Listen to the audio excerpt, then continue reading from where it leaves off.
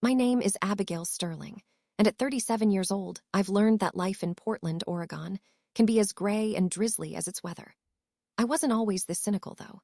Back in 2010, I was a naive 20-something, living a somewhat nomadic life, bouncing between Europe and the United States, caught in the whirlwind of young love with a guy named Mark.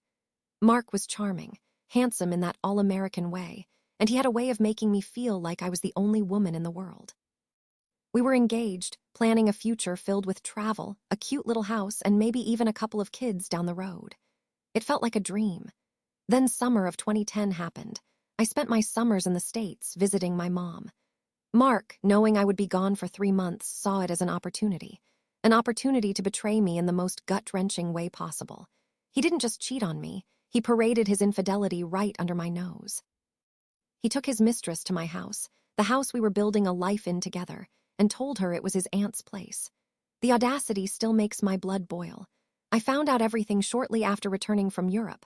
A mutual friend, disgusted by his actions, couldn't bear to keep it from me any longer. The world I thought I knew crumbled around me. Mark, of course, was devastated. He swore it was a mistake, a moment of weakness, that he loved me and only me.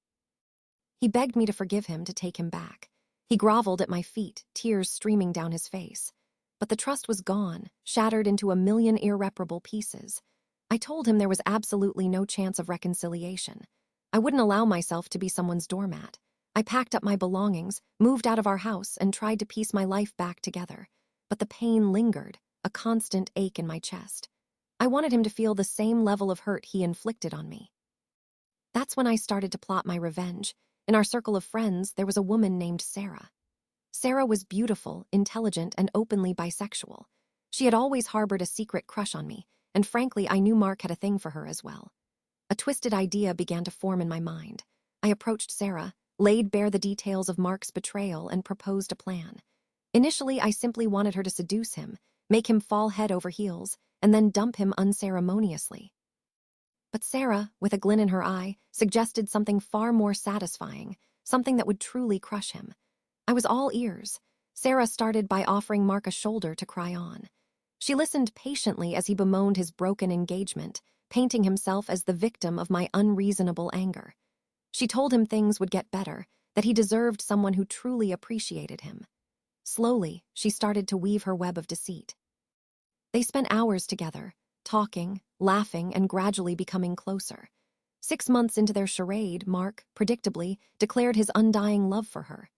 Sarah played along perfectly, feigning affection and whispering sweet nothings into his ear. He was completely ensnared, oblivious to the elaborate trap we were setting. I still had a key to Mark's apartment, a relic from our shattered past. Sarah and I hatched a plan to use it to our advantage. One afternoon, while Mark was at work, we let ourselves in. We went straight to his bedroom, the scene of so many broken promises. We climbed into his bed, entangled ourselves in the sheets, and waited. The anticipation was exhilarating. The minutes crawled by like hours. Finally, we heard the key turning in the lock. Mark walked in, expecting to find Sarah waiting for him.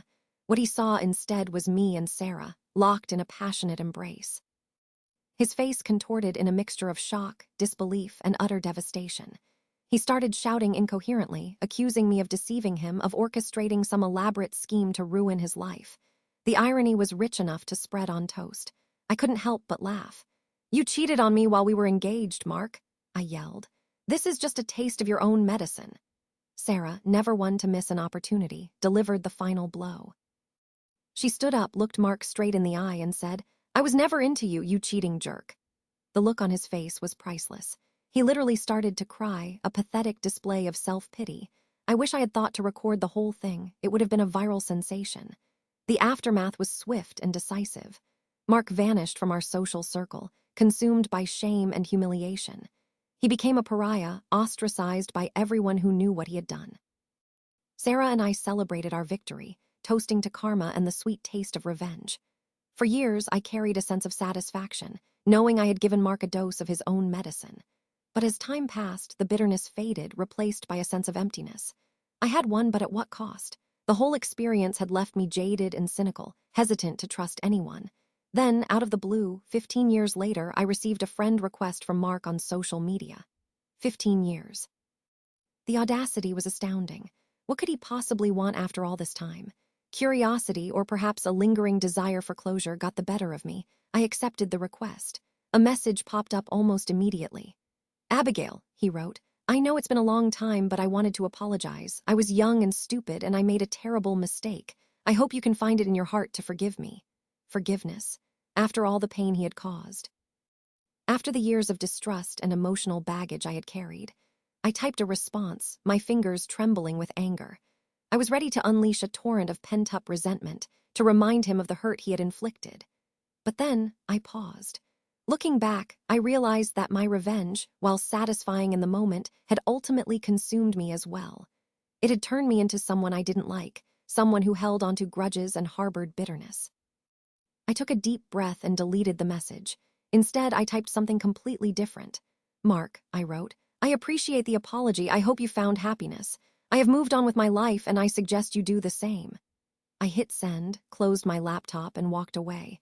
It wasn't forgiveness, not entirely, but it was acceptance.